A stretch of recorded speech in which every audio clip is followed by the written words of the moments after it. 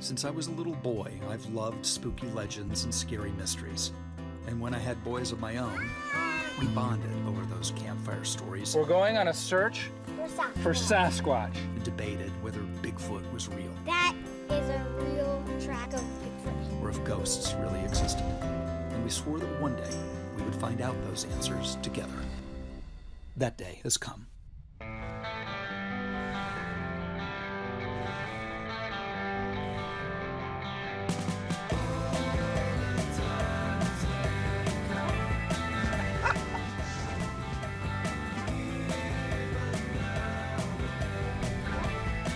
That's actually nuts.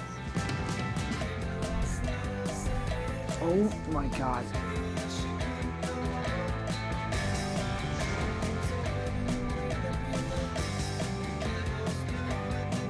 Holy.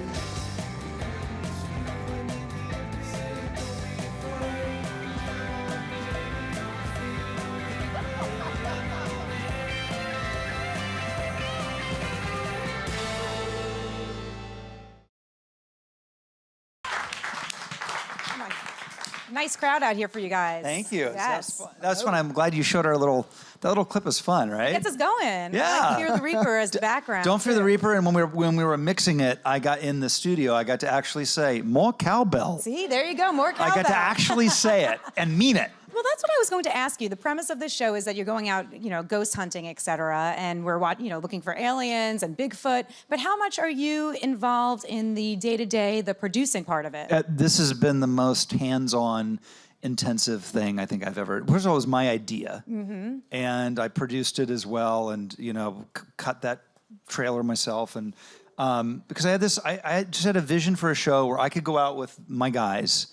And parents out there will understand how hard it is to get your kids to want to hang out with you. I had to do this. And I grew up, we grew up watching these silly shows, Finding Bigfoot and Ancient Aliens. That's our guilty pleasure. And so we thought we'd do a version of our own for a blast. And it turned out so fun. What was your reaction when your dad comes to you and says, I want to do this series? It was a bit of like a double take. Okay. But also we were really excited. I mean, it was an opportunity to spend a bunch of time together that we otherwise would not have had. So, what was it actually like on the road day to day? Because you're going to different places all around the country, and you're in the car. You're doing the other part of it that people forget is I'm shooting. I think I was shooting Code Black during the week. John Owen was at Stanford studying, and he was at law school. So we're all doing our thing. And then on Busy the week, boys. we would fly and meet each other on the weekends. So we had like full other lives as well. But how did you manage studying? You missed one episode, right? I had to miss some episodes. You know. Well, school comes first, right? Yeah, absolutely. And I tried to go to a couple law professors and say, hey, I need to get out. Absolutely not. You need to get out to hunt Sasquatch. I need to get out. Didn't work The ghosts are calling. I actually didn't tell them. Didn't work? I did not tell them what the show was about. Top secret. Was that intentional or? Yeah, for sure. Interesting. Well, I love how you all came in with a different level of skepticism here. Can you each talk about, where you were at the beginning and maybe where you ended up at the end of the series? Yeah, I think I'm generally considered the skeptic, and that is healthy in this relationship because he is what I like to call a borderline conspiracy theorist. Yeah, without a doubt, for sure. He will throw himself into it completely. I mean, he's the type of person that if you're somewhere that's haunted and you hear a noise, he's like, oh, ghost. That was a ghost. And so you need the people around to keep you grounded. Right. There was some teaching to, all right, let's go through every possible explanation first. If you can debunk it, let's do it. If not, I'll give you the ghosts. Yeah, my thing is, and it's the logo for the show, is it's more fun to believe. Right. And I still come away after doing 8 episodes of this. I still don't really know, but I'd rather, look, I just put it this way. I'd rather live in a world where Bigfoot exists than in a world where he doesn't. Do you know what I'm saying? I'm just saying.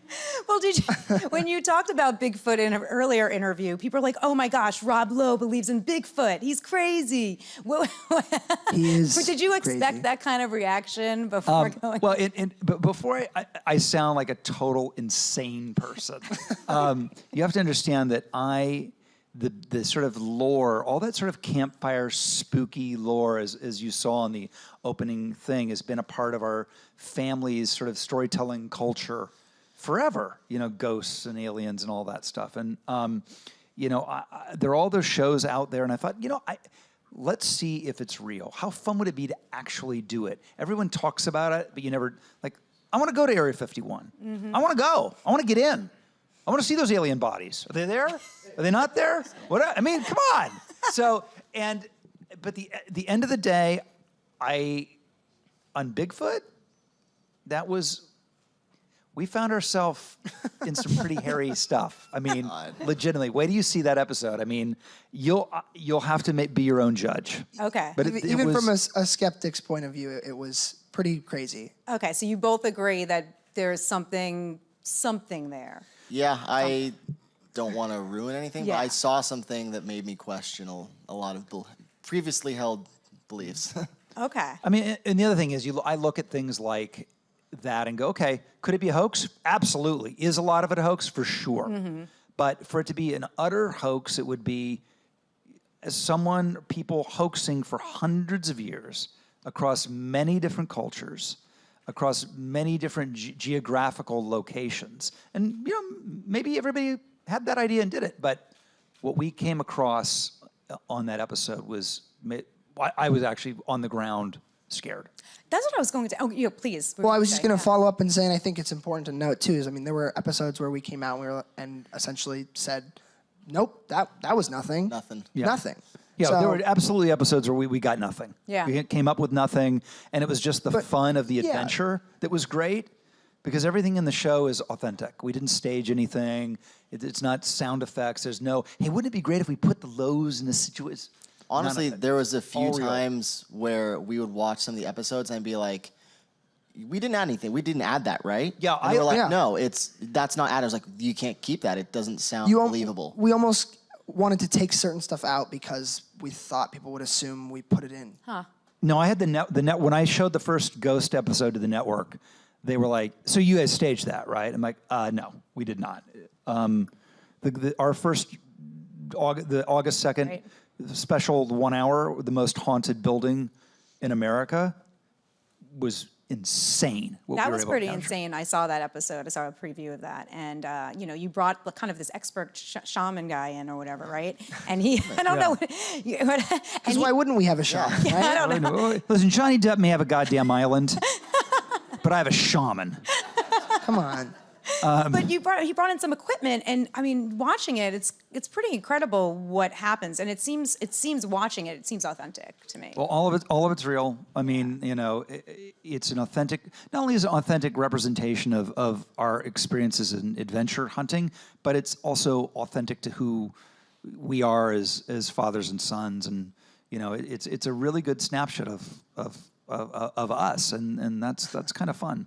What do we learn about the family dynamics throughout the 8 episodes? That's a good one. That's a good question. I don't know. I learned a lot of things. I learned that they don't know where the camera is. They need to find their Hey. light better. They need we're to. not- We hear that a They lot. need to stop we hear, mumbling. Find your light. They need to stop mumbling. Speak up. They need to be more succinct in their answers. I was like, He's the coach sometimes. Well, he's the pro. He's been Yeah, I doing it. want Yeah, to remind he's- you we're not professional actors. He's got over some. here, so. they're not professional actors. He's got some years on us, but But did you ever want to act? I mean, both of you are pursuing 2 completely different. Johnny careers. was in the Grinder. He I played was. Bill Zadak. Oh, yeah, I was in the yeah, grinder. that's- So hey, you don't speak so soon, all right? I can find the camera and the light. No, both of our priorities, I think, right now are finishing school, and then we'll sort of sort it out from there. But this was like a treat for us. Yeah, because you really got to spend time together. I think that was a takeaway from even the first episode. It just seems like you really enjoy spending time with your sons. I mean, I know you wrote about it in one of your books too. and you know, it's the sort of 8-year-old boy trapped in a 53-year-old man's body's dream, you know, to go to haunted houses. And, you know, it's like, I describe the show as if you took Scooby-Doo and Anthony Bourdain Parts Unknown and the X-Files and put them in a blender. That's what the show is. And to be able to do it with these guys and guys, like, no girls, no girlfriends, no wives, guys. So that was also fun. Not that they weren't allowed, but, you know. Oh, they weren't allowed. Well, they were absolutely. My wife Cheryl was more concerned with, Yes. like, she didn't care if we encountered a Bigfoot, a wild animal, a poltergeist, but like she was really worried about ticks. She was like, That's a real concern. Really? Which, by the way, she's not wrong. Yeah. No. Probably the most deadly thing we face, for sure. Yeah, she's definitely not wrong. yeah. What was the scariest moment throughout the entire, or I don't want you to give it away, but... There was a lot. one moment in gonna be the 1-hour finale, I guess, where, so I don't want to ruin it, but something goes down and these two are on the floor, like cowering in fear. In fact, this is a good answer to your, what did we learn about family dynamics? Yeah. We learned that in situations of intense potential danger, he and I immediately drop to the floor in like a starfish position and just try to take up as little space as possible. And Matthew, who does not have the fear component, was like looking for the weapons. I mean, Yeah. so it's us, 300 miles from civilization, middle of the night, surrounded with weapons, men who are armed, and potential wood apes. What could possibly go wrong? Right. It sounds like By the way, A lot. Wood A ape. lot. Anytime you can say the phrase wood ape, Yeah. it's a good day. That was going to be my follow-up question for people who are watching. Wood ape. What is The a best. wood ape? Wood. Because our mind is wandering right now. Well, as you will see in the Lowe Files, the wood ape, I like this man's face, is like, what the hell is going on? I love it. I love it. He's like, what? These boys are crazy.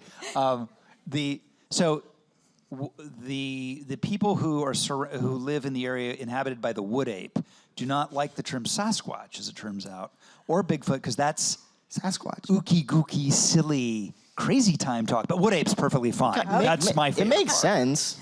It makes sense. Wood ape sounds like what it is. It's an ape that lives in the woods. Yeah. That makes a lot of sense. Okay. I'm a believer now. Does it? Does it? Does it make a lot of sense? Does it? We're still not really Does it sure. really? We don't know. We're We need still to get not- to the episode and then we'll be able to decide. Exactly. The first episode finds you just grabbing a donut. You know, Rob Lowe I'm hungry, I want a donut. And then at the end, you know, the local news did a cute story about it. What was it like growing up with a dad who, you know, got a lot of attention and fame? I think we were really fortunate to have lived a somewhat sheltered. We didn't grow up in LA. We grew up in Santa Barbara, and we were always really focused on school. And so, obviously you can't escape some of that stuff. And it's you know, you get to a certain age and you're like, wait a minute, this isn't happening to everybody else. It's interesting, you know. Yeah, but he's just dad to us. That's what at the end of the day, it's just it was one of those things dad. where you thought it was normal until you were old enough to realize it's not, and then by that point you're like, oh, Yeah, all right, well, I'm he's lucky to he's have just- this. It'd be like, yeah, it's just dad. I don't know. Dad. It's just dad. And just dad recently paddleboarding and coming in touch with a shark. So correct? Yeah. guys, you saw this Michael Phelps thing last night? My man was nowhere near a shark. Wasn't even a real shark.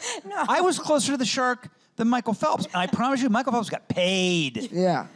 So I need to fire my representatives because I've got way better footage than Michael Yes, Phelps. you're legit. But you were here, and the shark was just a few feet away. Oh, right there. Right there. Yeah. Yeah. And you know, we live, like I said, live in Santa Barbara, and for whatever reason, there's sort of an infestation of juvenile great whites, and it's very rare. And Matthew, who loves to fish and is always in the ocean and knows everything there is to know, convinced me to go out and see this because once in a lifetime. This is Genius what you get when you idea. listen to your 23-year-old son. Yeah, It I'd led me been doing astray. it for a couple days, and I knew they were going to be there. I was like, this is a once-in-a-lifetime thing. Come on. It would be, he's like, I don't know. I was like, it would look good for you. And That's how you sell them. Yeah. See, he That's how may you not have get the 'em. acting, but he's got the publicity stuff in Yeah, mind, right? yeah, exactly. Did you feel like growing up with your dad, you know, being such a star, et cetera, that was acting was something ever that you wanted to do, wanted to pursue? I think, I mean, we grew up reading lines with him Yeah. and scripts and on sets and stuff, and we very carefully structured our lives so that we could find our own footing, I think, and so that it wasn't a forced path. And I think the idea was always, and don't let me speak for you, but we would get an education and find what we like and then establish it from there. Yeah. I had always kind of made a deal. I was like, I always swore it off and said I was never going to do it. I was going to be the one person who went off and did something different, but here I am now. So the joke's on me. We But are I'm all still- on stage but I'm here, still in so- law Don't school. speak so. too soon. Yeah. Don't speak too soon. So you're in law school. You were in The Grinder. There's so many people who enjoyed that series. I hear a rumor. Yeah. So yeah. I hear a rumor that there may be life to the Grinder in some sort of special or movie or something like that. But I don't think you've seen the last of the Grinder because too many people liked it. It was such a good show, and I feel like Arrested Development and Family Guy, all shows that were canceled before their time by Fox. I think that there's probably more to be done. And you'd be up for that. Oh, in a minute. They need to flush out Joel Zadak. Yeah, if Joel Zadak doesn't come back, Yeah, though, you gotta give John I Owen don't know. more. That's We need you That's back on iffy. the small screen. yeah, exactly. So you would be game for it. Was that one of your favorite recent projects, would you say? Yeah, it is. Yeah. It's I mean, it's my favorite comedy I've been in, and that's saying a lot because I was in Parks and Recreation, which is a great show. But I think The Grinder is probably one of my favorite things I've ever done. We are going to see you back on Code Black, though, on Code Black. CBS. We just started shooting our Yeah. third season of Code Season Black. 3, yeah. A lot of action for me this year. Okay, all right. Lot of like hardcore, very physical, rescue-oriented stuff, which is fun because it's the antithesis of The Grinder. Yeah. And it's the antithesis of Parks and Rec. It's like, muscular, solid, hero stuff, which is really fun to do. It's a really neat show. Of course, we know you from The West Wing, and we're seeing a lot of politics in the news, so that's really fun Yeah. to see that, you going back to that old series. Earlier this year, you went to the house where The Outsiders was filmed with one of you guys, right? It was you. Okay. Yeah, I got to go. Yeah. So what was that like? It was 50 years since they released the book. Obviously, That's right. it's been shorter since the movie came out, but that was your first film. It will be in the Lowe Files. And it was really great to be able to go back. I hadn't been there since I was 19. Wow. And it's now a museum. And they had like my wardrobe that I wore as Soda Pop when I played that part there, and I got to like put it on. It still fit. That was cool. Barely. barely. And it was really emotional because that movie made me. It made so much of us, and it still has such importance to people because kids read the book every year in 7th grade, and they see the movie, and every year there's a new crop of kids that discover it and me through it. And it was really, really kind of surprisingly emotional to go back. Yeah. What would you say, that movie, of course, you said made you. What other movies or projects that you've done, we talked about The Grinder, that really do stand out, that were either like a turning point or now XYZ years later, that was really special?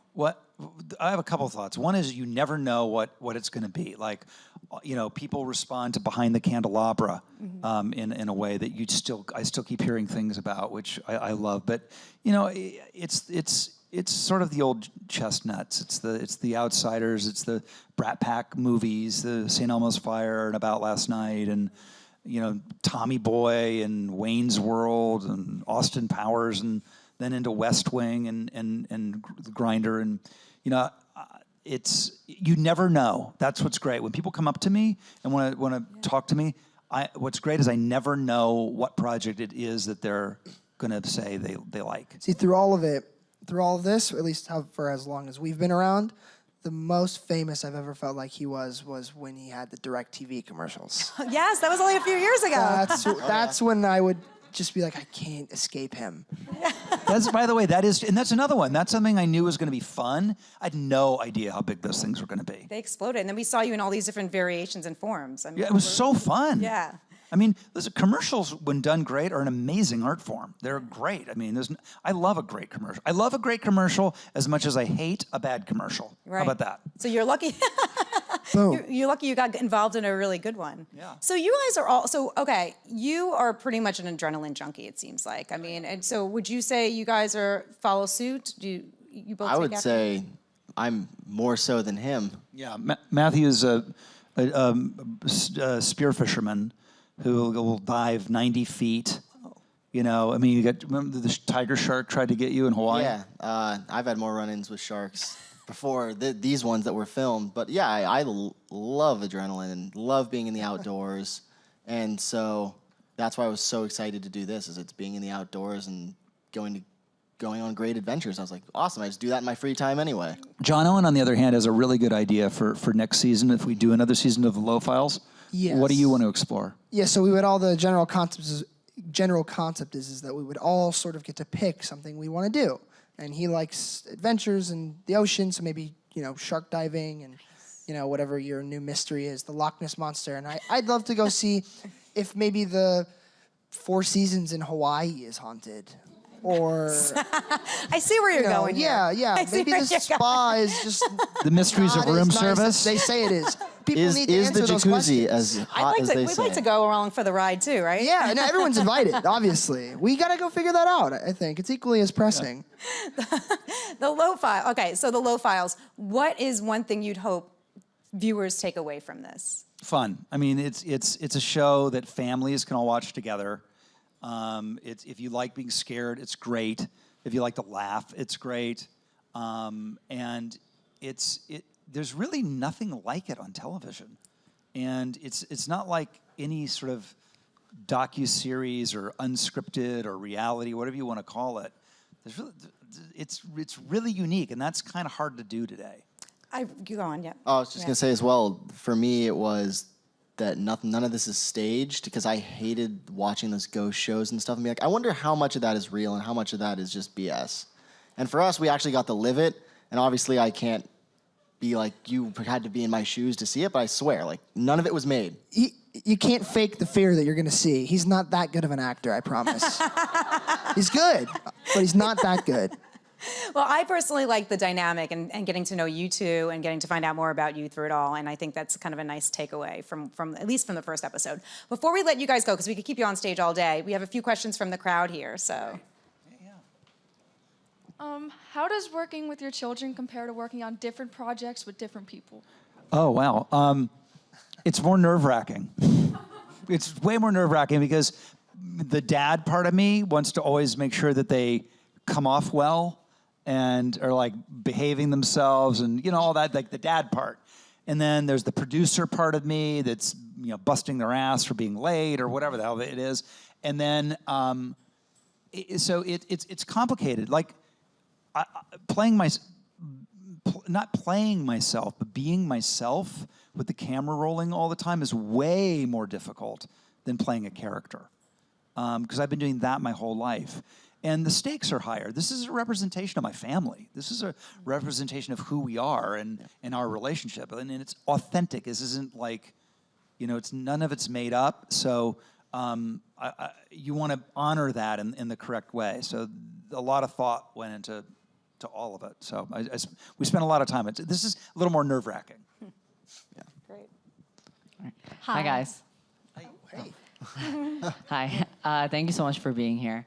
So having seeked out paranormal activity and sort of searching for it on your own, are there any horror films that are actually scary for you now, or is that genre just like non-existent in your mind now? This was, when I was a kid, there was a B movie, like a Roger Corman movie, I think, called The Legend of Boggy Creek, and it was like a Bigfoot that runs amok in a cabin or whatever. And I saw it at 8 years old, and that's what got me on this whole obsession. So I love all of that stuff, and this has only made me love it more. What about you guys? Yeah, for sure. I still get spooked all the time. I have to be careful what I watch. Well, let's talk about the book Communion. Oh my God, there was this book when I was a kid that had on the cover of it a photo of an alien's face that was like genuinely haunting, and I was so scared of it, and I had to be 11 or 12, Yeah, maybe younger, and they used to think it was funny to hide it in different parts of my room with the face looking at me, and I would get so scared, and I would go, and I finally got to the tipping point, and I just ripped up the book and was like, stop, please. But so yeah, I definitely still get scared. Thank you. We have another question over here. Hi, my name is Rochelle.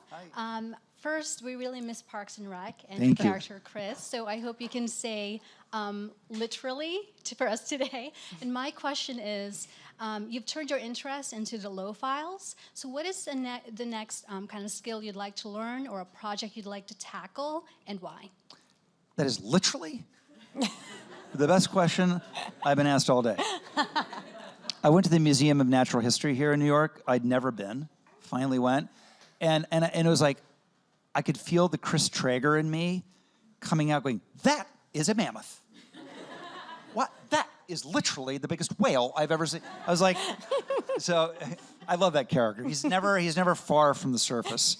But it's funny you ask about the next thing. I wrote 2 books, had a great experience doing them.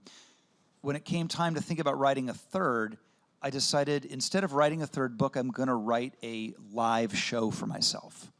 And so I wrote a live show, which is a sort of continuation of what I did in the books. It's called Stories I Only Tell My Friends Live. And I'm going on tour with it this year. I'll be in Albuquerque, I'll be in Salt Lake City, and I'll be in Denver at the end of September. And then we're going to probably do 20 cities after that. I did my first one in Arizona. It sold out in an hour, and it was great. I had the best time. So that's Humble the new brag. thing. Yeah. It's a humble brag. It's a humble brag. It sold out in an hour. Whatever, I don't know. It was like 13 minutes or something. Well, thanks for the question. We look forward to that. That's gonna be fun. And we also look forward to the Lowe Files. It premieres on A&E August 2nd. Thank you all for coming by today. Thank Give you. them a Thanks round for of having applause. us. Thank you. Thank you.